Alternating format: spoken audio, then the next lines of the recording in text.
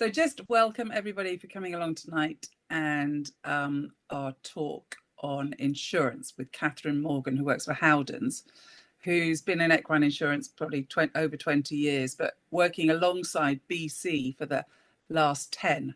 So she knows a good deal about the carriage driving as well. Perfect. So I will pass over to Catherine. I'll put myself on mute. Thank you very much, Catherine, for agreeing to do this today. No problem at all. That's lovely. Right, I put myself on mute and I'll leave it for you. Thank you. Right, well, welcome everybody, and thank you for joining this webinar tonight. You might have seen my face before if you've been on one of the previous Howden talks, but I thought we'd do it on a bit of a different topic tonight.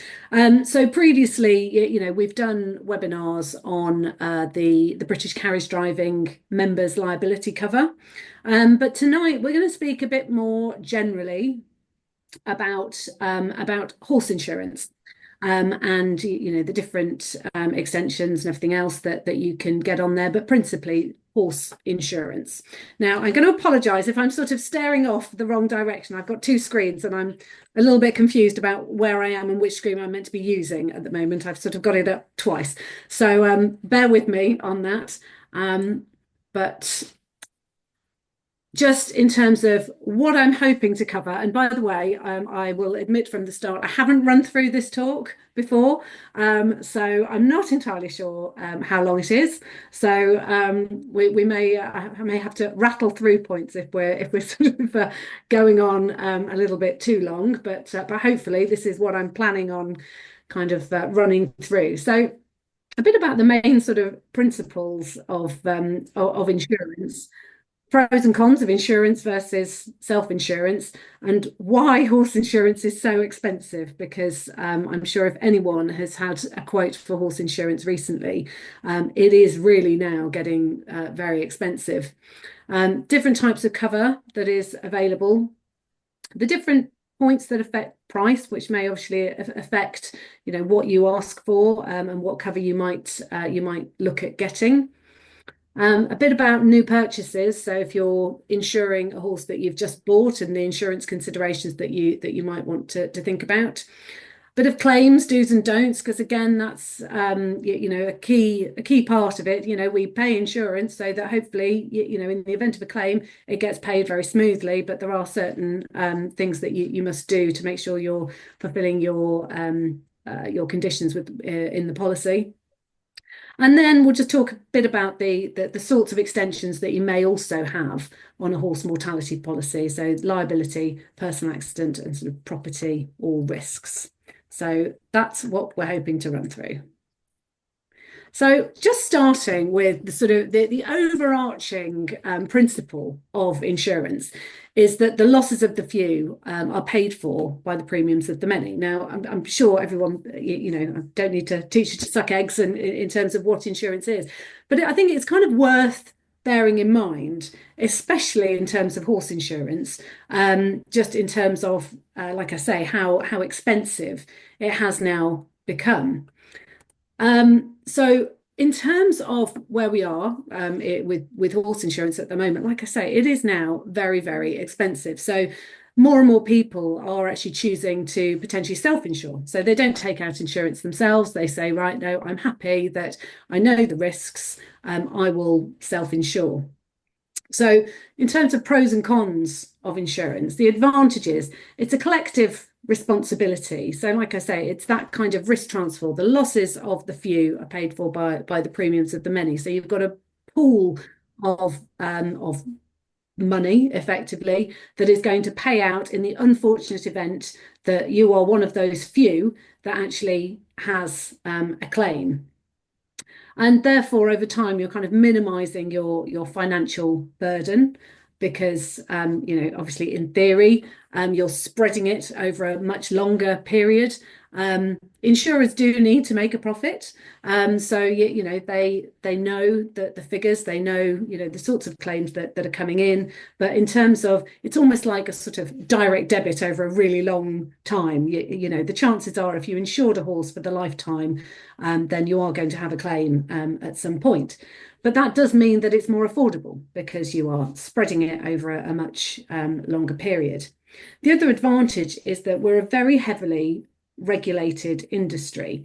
So the whole of the insurance industry is regulated by the FCA, the Financial Conduct Authority. And I slightly cry inside when I see all sorts of things on social media about insurers just wanting to get out of claims, and they're sort of just plotting to try and make as much money as possible, and it's all a complete rip-off. Because obviously I see the other side, and unfortunately, the amount of claims, is extremely high. So in terms of the disadvantage, the cost of premiums, they are going up. And they do have complex terms and conditions, which is important to understand. And I hope that, by going through this might sort of give you some things to think about and make sure that you're not falling foul of any of them.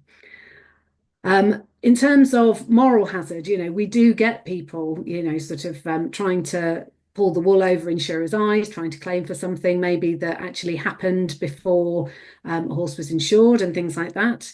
And, sort of it's less a moral hazard. It's more a case of, because I'm insured, I'll go down a different veterinary route than maybe I would have done, and therefore the cost is maybe higher than if you weren't insured. It's interesting.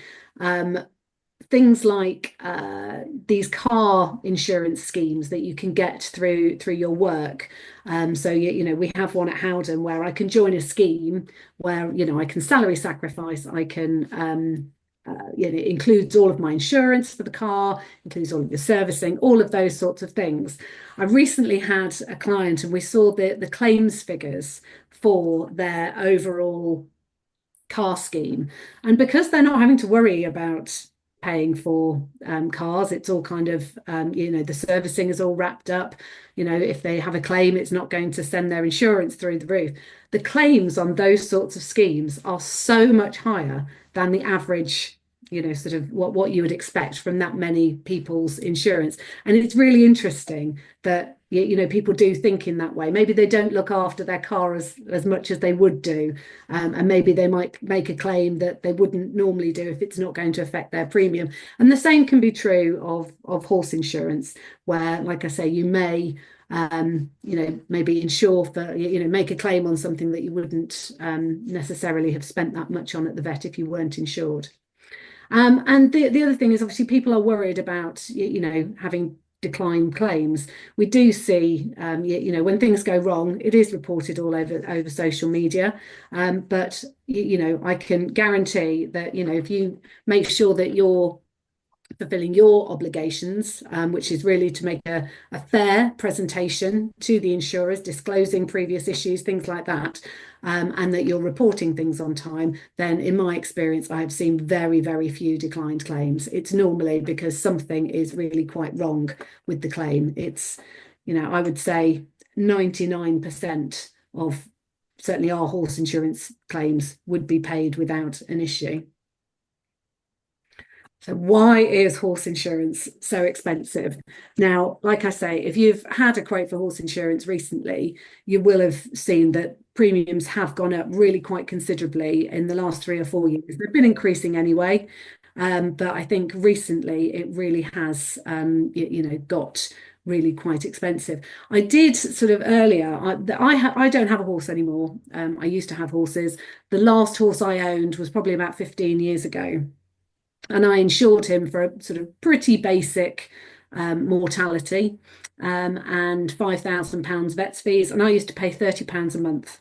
I did have a quick look at what it would be, and it would now be about £130 a month.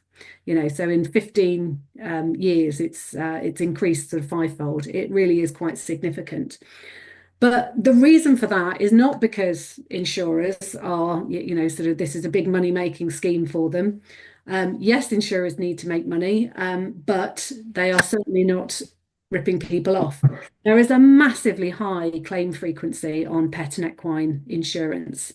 So the with pet and equine insurance, it's the third highest type of insurance that general consumers make. So, the highest being motor, second highest being home, and then pet and equine insurance is actually the third highest consumer product.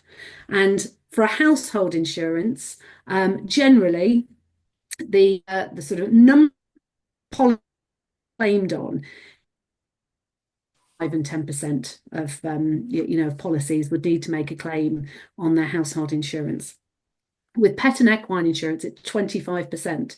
So a quarter of people are making a claim on their horse insurance policy each year, which you can then see why insurers have to increase premiums. Inflation has obviously had quite a lot to do with it as well, especially in the last few years. It's also a big increase in diagnostic investigations, and not just the investigations, but the technology now is so improved. Whereas before you might have an X-ray, a vet might now be looking at an MRI or something like that. And for an MRI, it can be sort of £2,000 plus. And it's interesting. I always think as well that whilst we can diagnose so much more, actually the treatment hasn't necessarily kept up with those diagnostics. So there's an awful lot of diagnostics that go on, which is really important to know, how severe an injury is or something like that, to know how long that you may want to be box resting or those sorts of things. But actually the treatment ultimately may not actually be too dissimilar, but that diagnostic is what takes up a huge amount of your vet fee limit. Another factor is increased horse values. I'm sure, since COVID, you'll have seen the increase in horse values. Whereas, 10 years ago, you could probably get a nice all-rounder for £5,000. You'd be really struggling now to get anything, of that sort of value for anything less than 10, 15,000. So obviously, in terms of mortality or death claims, insurers are paying out more. And ultimately, all of those things lead to insurer results, which are generally very poor for horse insurance. We've had numerous years where horse insurance, the claims paid are more than the overall premium. So the insurers will have what's called a loss ratio, the ratio of claims to premium. And obviously, they certainly don't want it over 100%. They're like it more like sort of 60%, but it's, we've had a few years where it does go over 100%. So they're paying out more claims than they're getting in premium, which is obviously not the idea. So what does the horse insurance policy cover? Now, lots of different things. And the point of this slide is just to say there are so many different sort of extensions, add-ons, different types of cover. So it is so important that when you're looking for a horse insurance policy, I think the first thing to do at the outset is, what is it that is important to you? Ultimately, what do you need? Is it mainly the value of the horse? If you've got a very, very expensive horse, actually, if you wanted to replace that horse, is it the value that you are mainly interested in? Or is it more like a lot of people these days, it's the veterinary fees that they are worried about?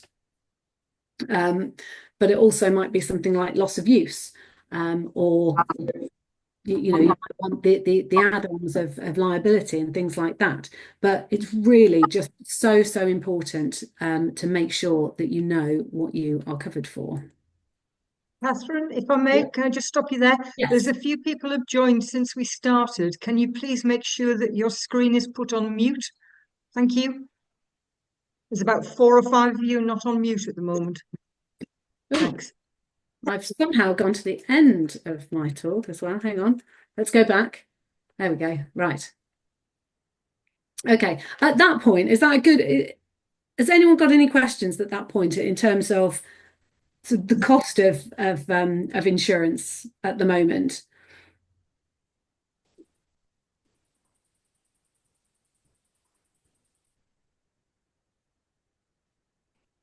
No?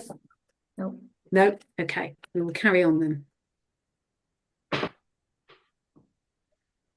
Okay, so in terms of the different types of insurance, first of all, there's the cover to protect the horse's value.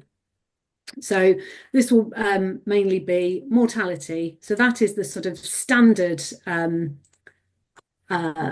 type of cover that will be on most insurance policies. And I do say most because, again, the wide variety of policies that are available now means, again, it's just really making sure that you know what you are getting, because there are now also veterinary fee only options and things like that. But generally, it will normally include mortality. Theft is also usually covered as standard. Again, always make sure that you check. I mean, theft is generally unlikely, but you do want to make sure that you are covered for that. Interestingly, in the 70s, when Shergar got stolen, there were actually two different insurance policies on him. One of them included death only, and the other included theft. And there was a huge issue because only half of the claim got paid out because they couldn't prove that he had definitely died. I mean, obviously he had, but they couldn't prove it, and therefore there was no claim. And since then, certainly anything insured in Lloyd's of London will automatically include theft, because obviously that was a massive claim, huge issue. So it's now generally as standard. In terms of mortality, there tends to be two different types of cover. Full cover, which is sometimes termed as all risks, but I don't necessarily like that because it does sort of suggest that absolutely everything in the world is covered. But generally, we're covering accident, sickness, illness, or disease.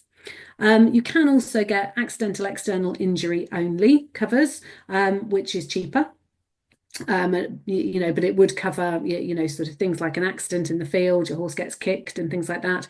It also tends to be used for older horses that, insurers decide, the risk of this horse now getting sick or ill due to its age is a lot higher. And so they will restrict the cover to accidental external injury only. And it is external, so something like a tendon injury wouldn't be covered, even though it's an accidental injury. There does need to be some sort of external wound or something along those lines in order for claims to be made.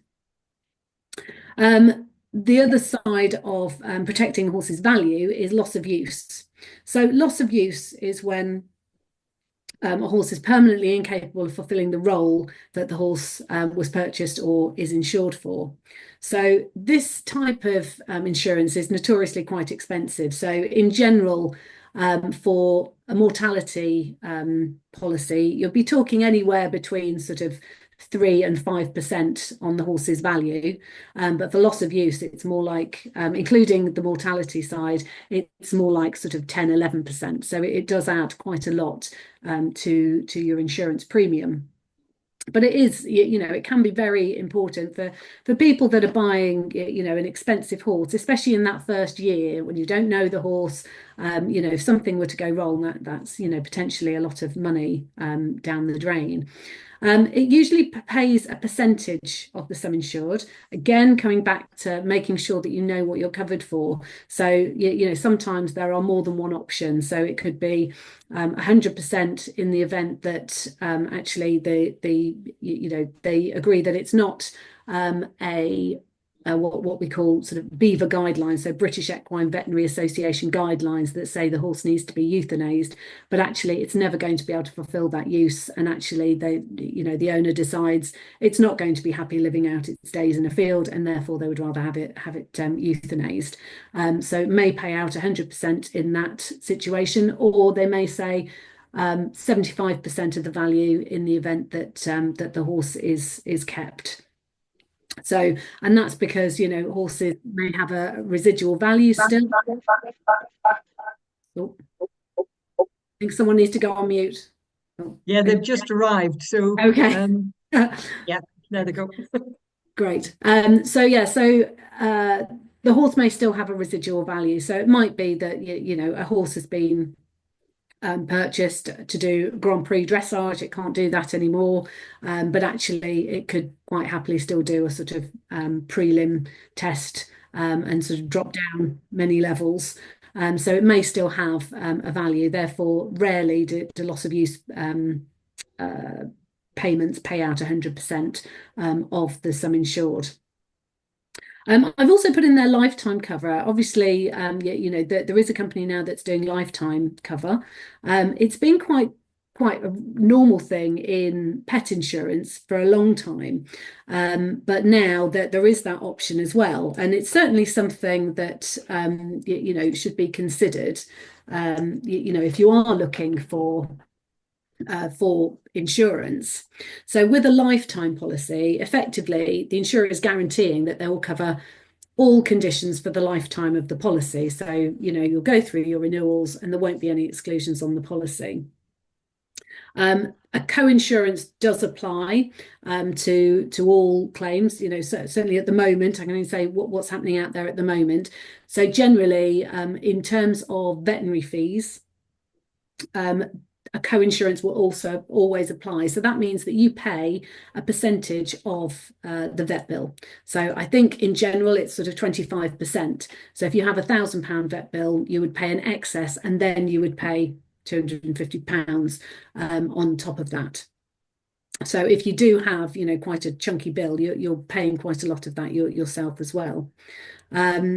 It won't cover a condition that occurred before the policy started. So although, so if your horse has had a nasty colic surgery prior, they may say, right, we're not covering colic, but, anything else that happens once you've got that policy in place, they won't exclude. It does mean that it's problematic to move because you're effectively then tied to them. So if the premiums go up, which they will do with age, like I say, pet insurance lifetime has been, that's been quite a normal thing for a long time, and it does go up every year with age. So it does make it a little bit difficult because obviously once you're there, that there isn't necessarily other options that would offer similar. With an exclusion-based policy, which is the vast majority still of the market, insurers will exclude a condition if they see it as an increased risk. And it's important to understand as well that doesn't necessarily mean that you have to have made a claim. So if your horse had a very mild colic, and the vet had one visit, sort of tubed the horse, and then the horse recovered, and it's fine, and it's only just over the excess, so you decide not to claim. An insurer could still potentially exclude that because they could see the horse as an increased colic risk. I'll talk a little bit more about this later, but what I would also always say in that situation is, you should let your insurer know, because the last thing you want, because then at least you can argue the case and say, look, this was really mild. Actually, we know what caused it. That's not going to happen again.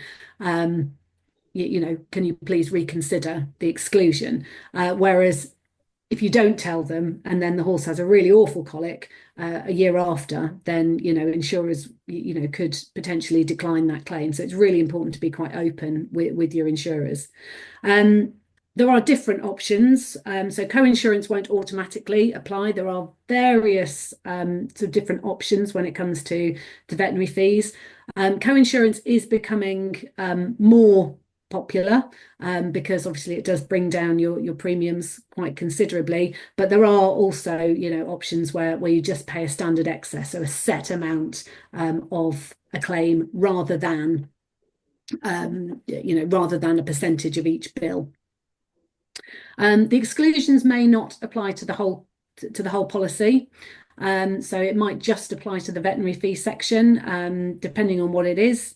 And some insurers will actually consider, giving you an additional premium to pay to remove an exclusion. So it's always worth, if there is a particular thing that you really don't want to be excluded on a policy, there is always a conversation to be had. So don't assume that just because an exclusion has been added that it's going to be there for life and that there's no sort of discussion about it.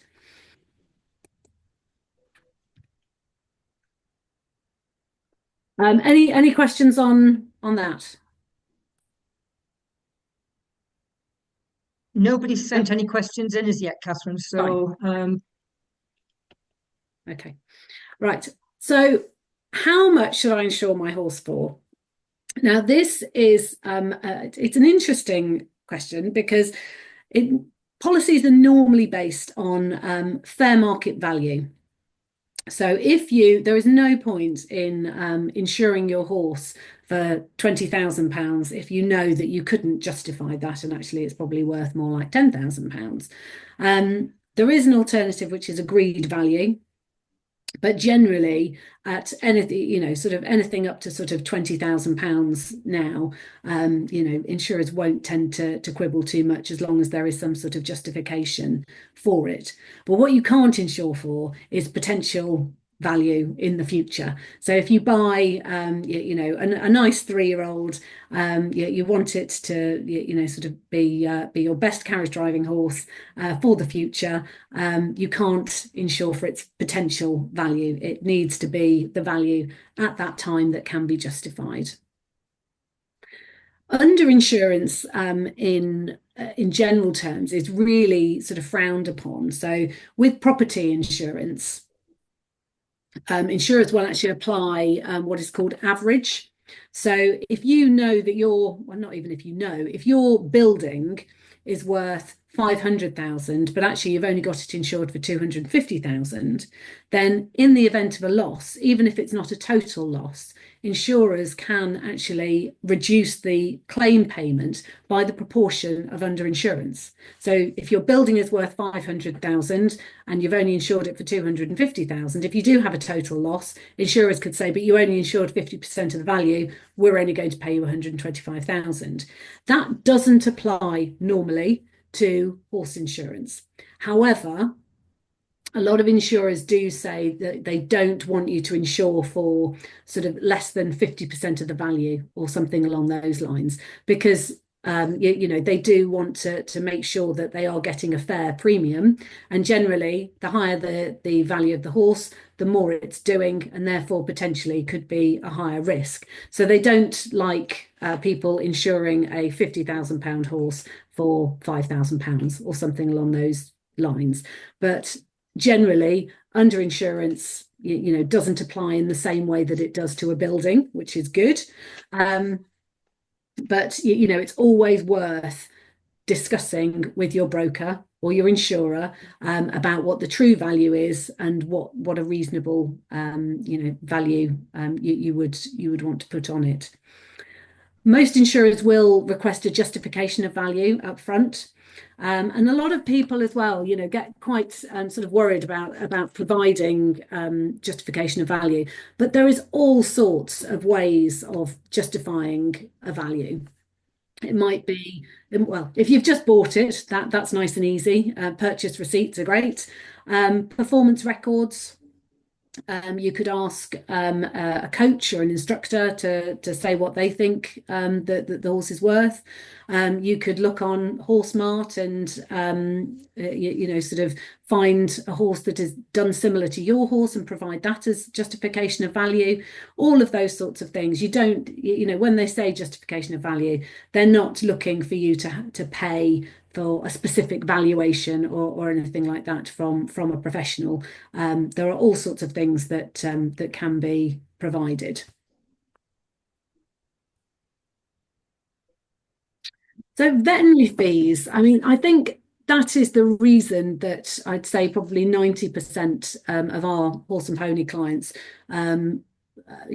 that's the reason that they insure, because vets fees are getting so expensive. So just in terms of the considerations when you're looking for a policy, first of all, amount that you pay for in the event of a claim. It's really important that when you go and get your quotes, you actually compare apples with apples. So are you looking at a co-insurance, so a percentage of the veterinary fee claim? Does that co-insurance apply to the whole claim or just certain procedures? It's quite common now that you might have to pay a co-insurance on things like MRIs. and also bone scintigraphy, so bone scan. Quite often, because they are such expensive procedures, your insurers may apply a co-insurance just to those sorts of procedures. Excess, different types of excess. They can be as low as, sort of £175.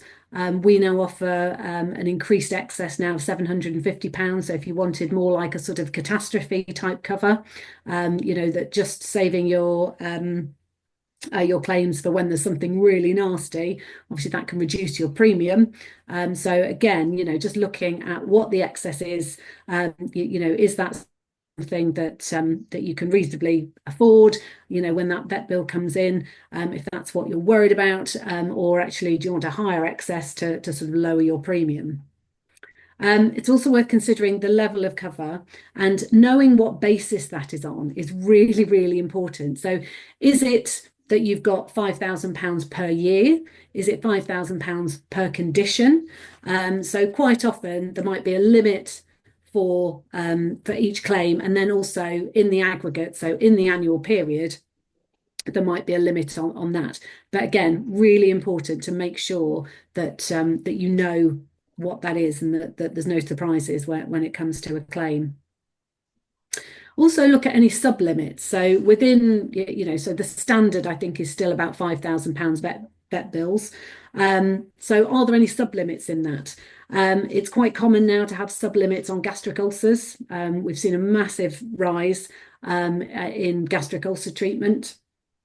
And obviously insurers want to encourage people to be making sure that that they're managing that well. And for that reason, quite often they will limit the amount that will be paid out for gastric ulcers. Quite often in policies, there are limits for, what they term as complementary treatment, so physiotherapy, osteopathy, those sorts of things. And there's quite often a sub-limit in there for that. Life-saving surgery fees can be a really good sort of in-between veterinary fees type cover. So it's purely covering life-saving surgery. It does what it says on the tin. So things like colic surgery would be covered. If your horse had to have a joint flush or something like that, any kind of emergency surgery that, if they don't do that there and then, your horse is going to have a raging infection and have to be put down, or a colic has to be put down. Those sorts of life-saving surgery, the really big things, would be covered on that type of policy. Considering how long you can claim for, generally the sort of norm in the market is still 12 months. Obviously, with the lifetime cover, that would be slightly different. So if you did have something that was going on longer than 12 months, then it would push into your next policy period.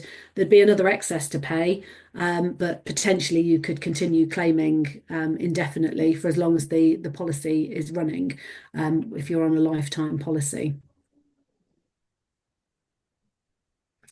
So what factors are affecting the price of your horse insurance policy? The type of cover, like we've spoken about, loss of use is going to be the most expensive in terms of the value of the horse. And then, you could reduce that by, just doing accidental injury only, or just the sort of standard mortality insurance. Horse value is key. Obviously, the more you're insuring your horse for, the more expensive it's going to be.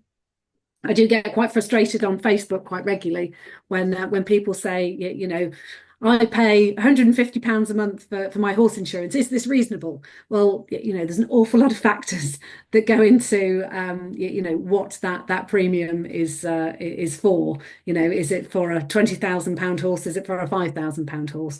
Is the vet's fees on the policy or not? So all of those sorts of things very much going to affect your premium. The level of veterinary fee cover and the excesses. The excesses are, really, really crucial now. And we are seeing more and more people going to these sorts of catastrophic type policies where, they're only paying out for the really large things. So, high excesses and the life-saving surgery fees cover are obviously going to be, they're going to bring your premium down. Generally, horse insurance policies will have different use groups. Carriage driving does tend to fall into a slightly higher risk group.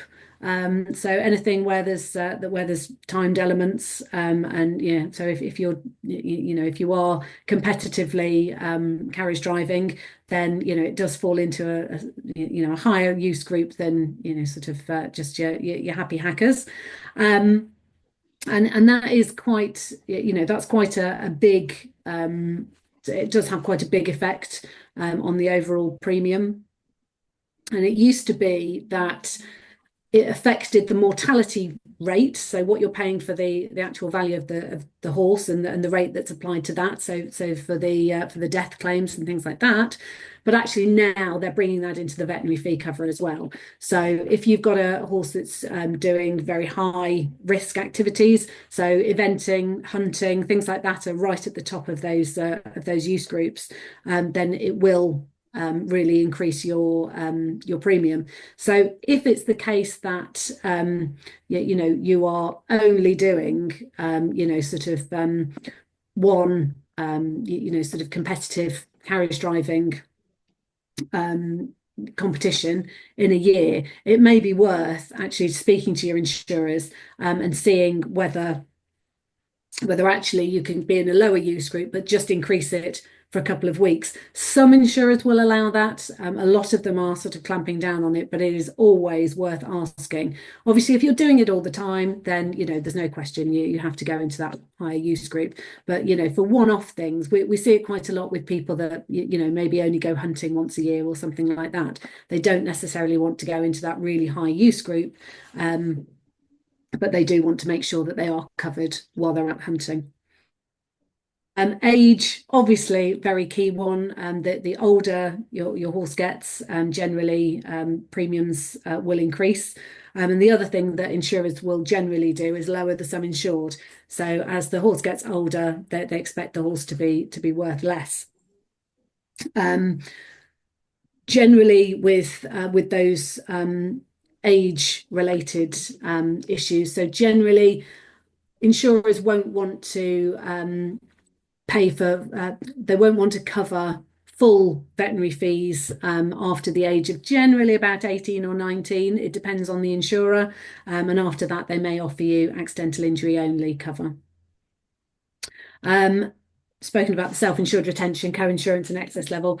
Claims history. Now, there are some insurers now that, if you have a claim on one horse, for mortality, I have seen reports, and not with us, I hasten to add, where they buy a new horse and they try and insure it and they say no because you've had a claim, which personally I find ridiculous.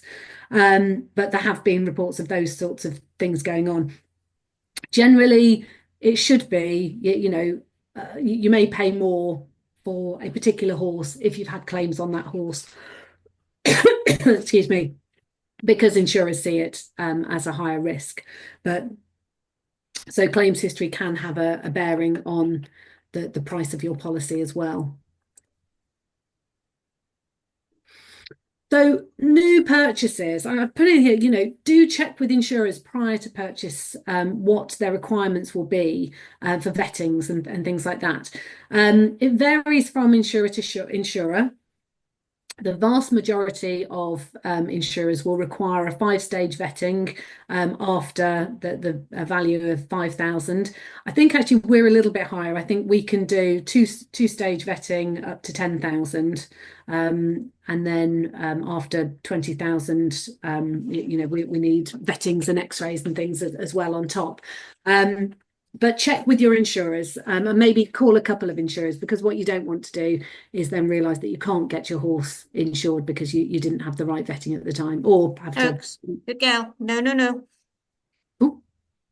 Claudia, Yes. can you put your microphone on mute, please? So sounded like they're having an issue with a cat or a dog or something there. Vettings, they do only show a snapshot on the day.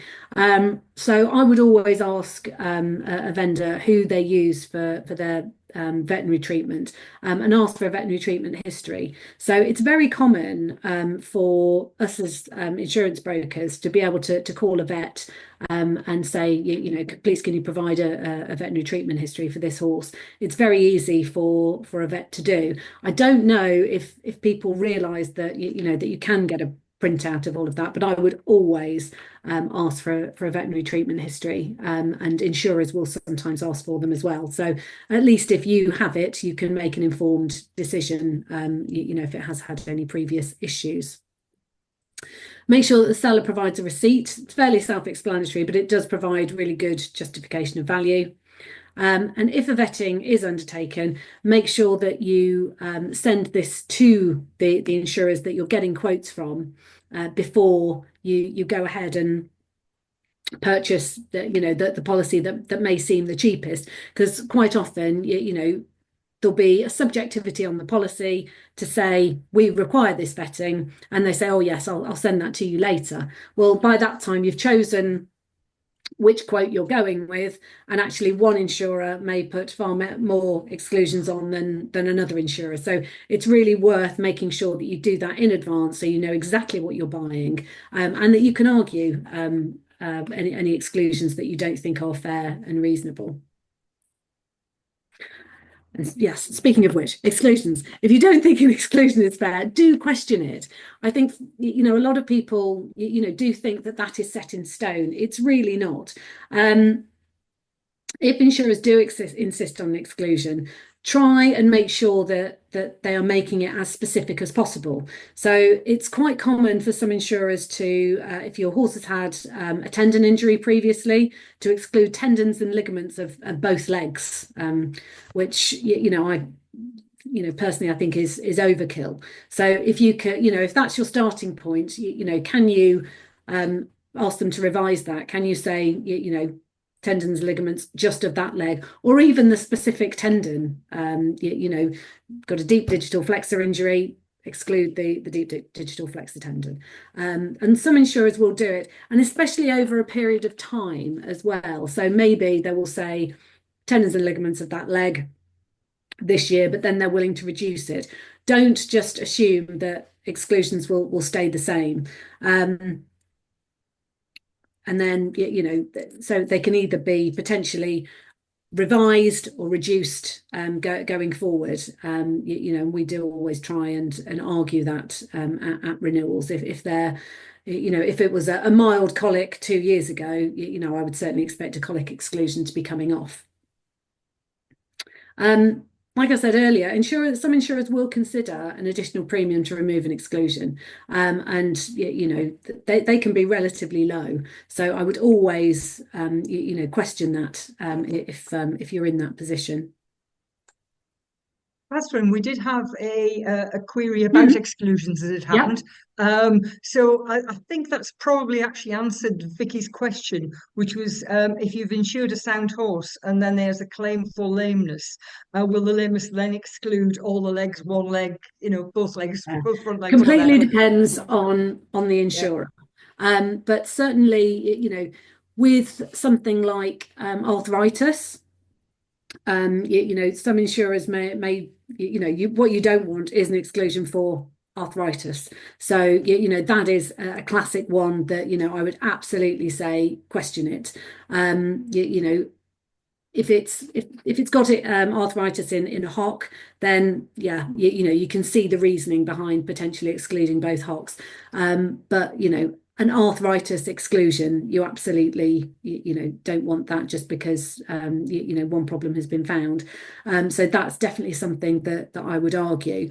I would also, it is difficult sometimes when you have a sort of mystery lameness. They can be really tricky because the insurer doesn't know what the problem is, and they are the situations where you'll find that they'll put quite a wide exclusion on because they don't know what the problem is. So that's a little bit more difficult, but I would in those sorts of situations, it's also worth speaking to your vet and saying, look, this happened, but it was very mild. Was there something external that was causing that lameness? What does your vet think is fair and reasonable? And quite often, you know, a phone call from your vet to your insurer can actually be quite helpful, or a report or something like that. Hopefully that answers that question. Thank you, Catherine. So claims, do's and don'ts. So absolutely make sure that you know in advance what you're covered for. You know, if it keep sort of banging on about it, but it's so important making sure that you do understand. And if you don't understand any of the terms in the policy, then you know, most policies are you know, sold on an advised basis. Call your broker, make sure that you understand it completely. All insurance policies will have claims conditions in them about notification, and horse insurance is one where you know, you do need to notify them, you know, as soon as possible, especially if it's a serious issue. So you know, don't you know, sort of advise them 3 weeks later that you know, what started off as something quite minor has now actually progressed to be, you know, very serious, and actually the vet is now, you know, recommending euthanasia or something like that, and you haven't actually told the insurer. So do notify your insurance company straight away. Make sure your vet is aware that you'll be submitting a claim. You know, they will often be contacted by insurers and will need to provide reports and that sort of thing. Make insurers aware of any vet referrals or surgery before you go ahead, unless it is an emergency.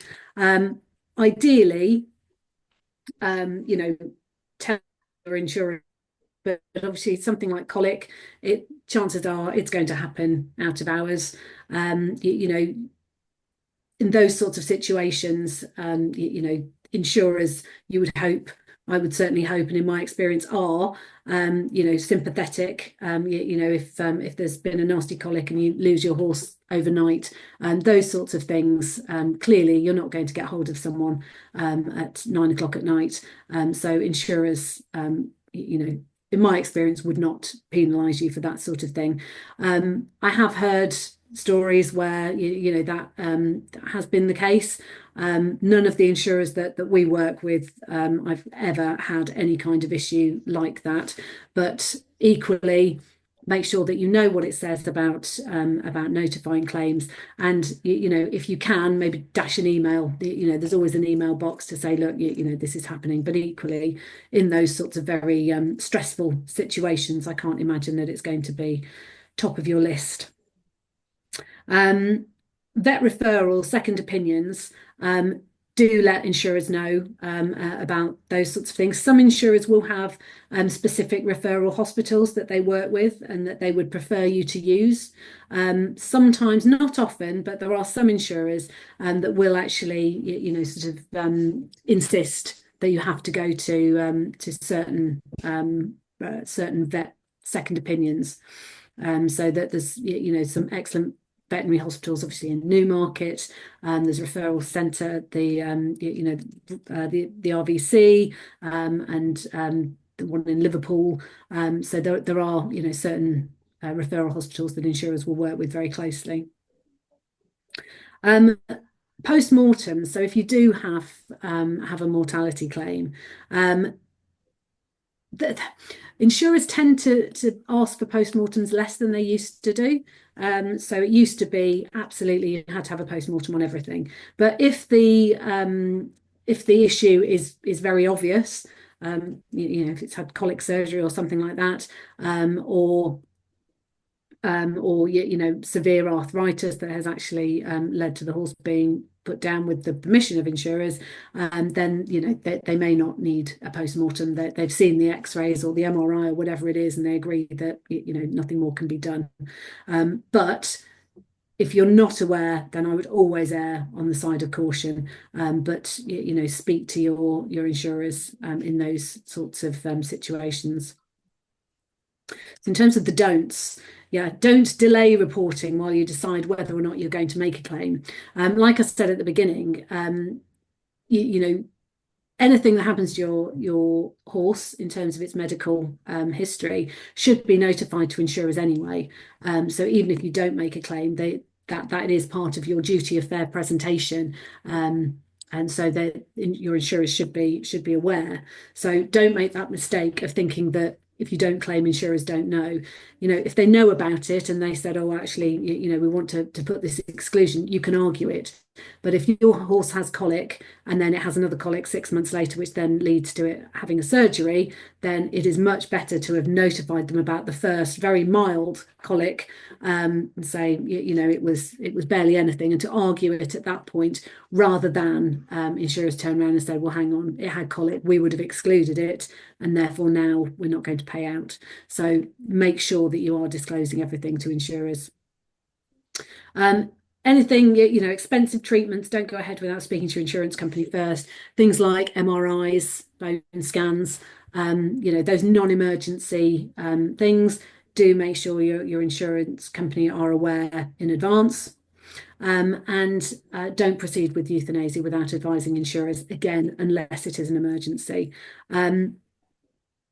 Insurers tend to sort of go along, like I say, BEVA guidelines, British Equine Veterinary Association guidelines regarding humane destruction. So effectively, if a horse is in constant pain with no chance of it recovering, they're the sorts of things where that they would agree to a mortality claim, or would agree to euthanasia. But unless it is an absolute emergency, so if you've got something where you've been seeing whether a horse is going to improve over a couple of days, and it hasn't, then the chances are it can wait to get your insurer agreement. The vets will issue more pain medication and that sort of thing. Obviously, the welfare of the horse absolutely comes first. If it is an emergency, then you should obviously always go with your vet's advice, but do try and let insurers know where it's practicable.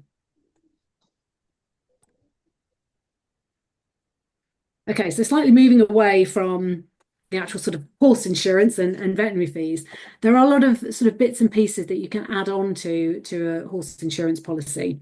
So public liability, as you are all British Carriagedriving members here, then you should all have your 24/7 public liability insurance, which is fantastic. So your BC membership, so full international associate membership, will cover any horse that you own. It will cover your ownership and your use of any horse that you own or is in your care, custody and control. So it's covering your legal liability for damage to third-party property or injury to a third party. So it doesn't cover injury to yourself, it does cover injury to third parties.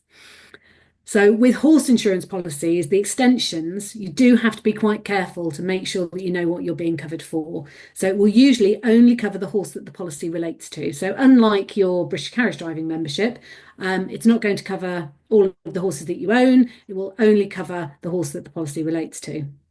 It's likely to be a lower limit of liability compared to a group policy, so something like you get through British Carriagedriving.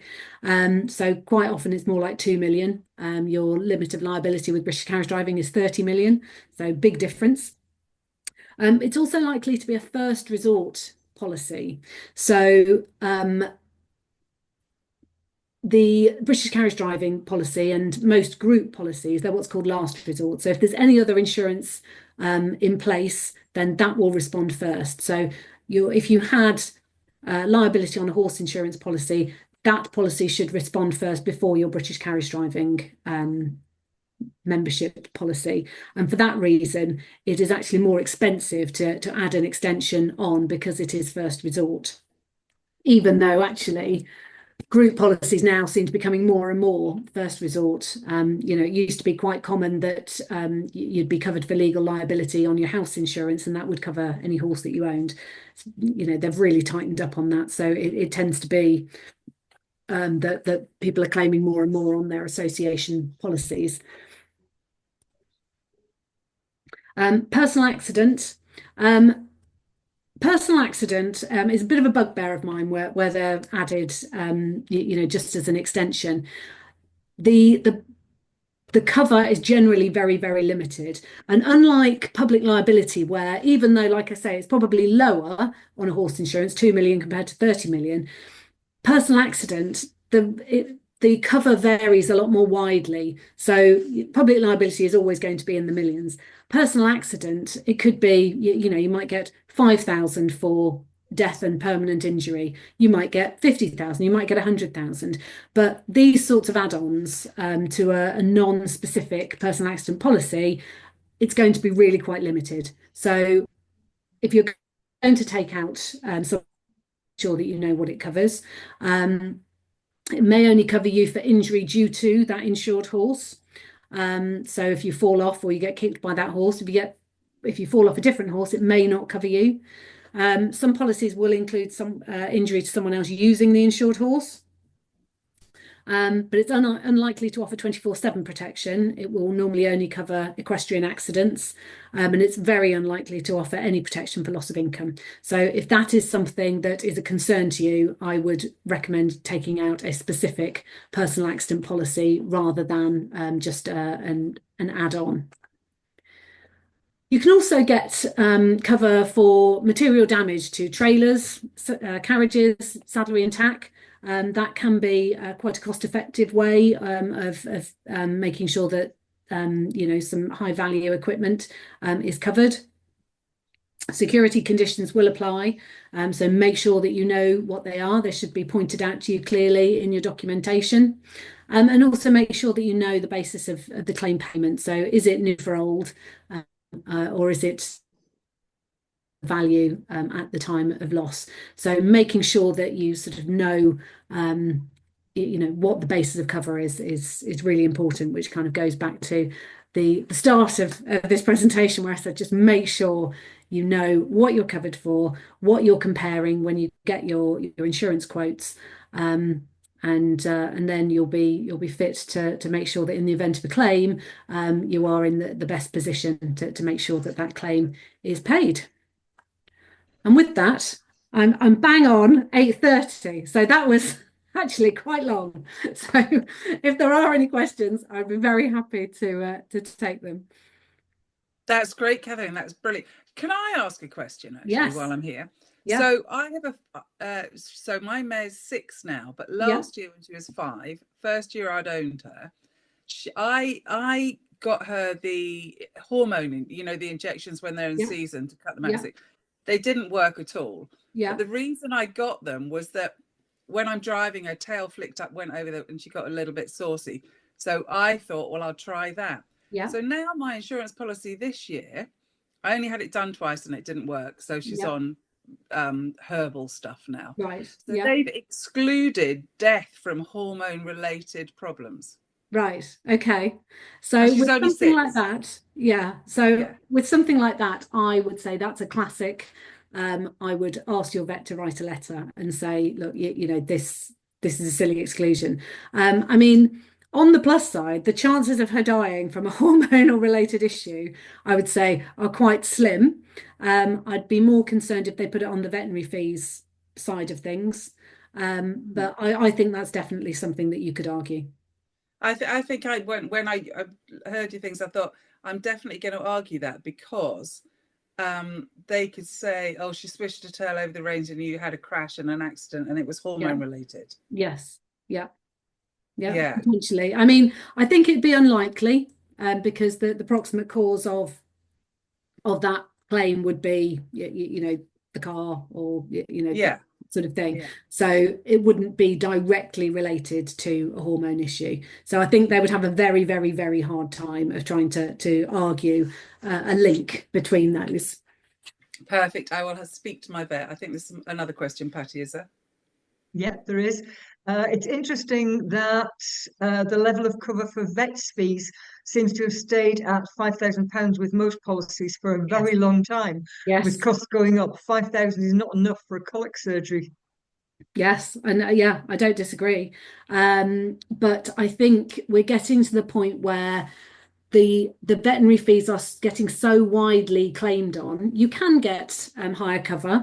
So a lot of people are choosing to do now is get their 5,000 and then add on life-saving surgery fees for an additional premium. So actually, it's then increasing that cover for a life-saving colic operation, it's increasing it to more like 10,000. So that can be a way of sort of looking at that. But I think it's one of those things that is probably available. So higher limits would be available, but it is getting so expensive. So for £5,000 of veterinary fees now, the premium, I don't think there's many policies that would be doing it for under £1,000 for that £5,000 of premium. So really, you're paying a rate of about 20% potentially.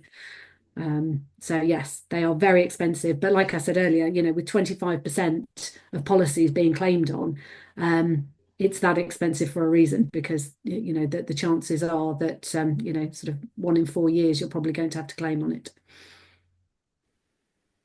Yeah, Catherine, if I may, when we had our conversation with Callum not that long ago, about Howden's Insurance, you mentioned that there was something available to members of British Carriagedriving, I believe. Absolutely, yeah. So if you get if you get a policy with Howden Insurance, there is a 10% discount for all British Carriagedriving members.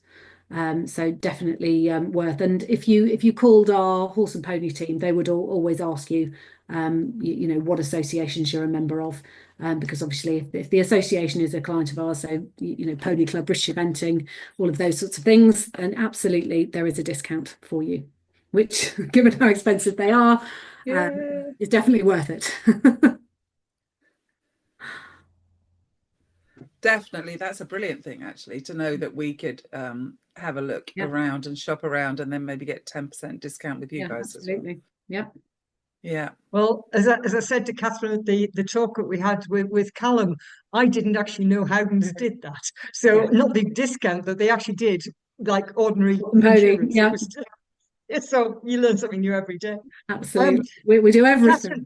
Catherine, may I ask, actually, would it be possible for you to share the slides with me? Yes, absolutely. Because then we can lodge them, and then if anybody wants a copy of the slides, we've got those. That would be very useful. Yeah, absolutely. I'll send those over tonight. Fabulous. And there's no other questions coming on the chat box. Brilliant. That's lovely. Well, I shall wrap things up by saying thank you very much, Catherine, for very welcome. Very informative. I am going to get onto that tomorrow, I think, and a few other people might have a look at their policies as well. So that's always a good thing. And just to say to everybody, we have another talk on Monday, the 14th of April with Dr. Katie Williams from Dengie on nutrition, pre-post continual nutrition for carriage driving horses as well. So BC will probably give all that information nearer the time. But thank you so much, Catherine.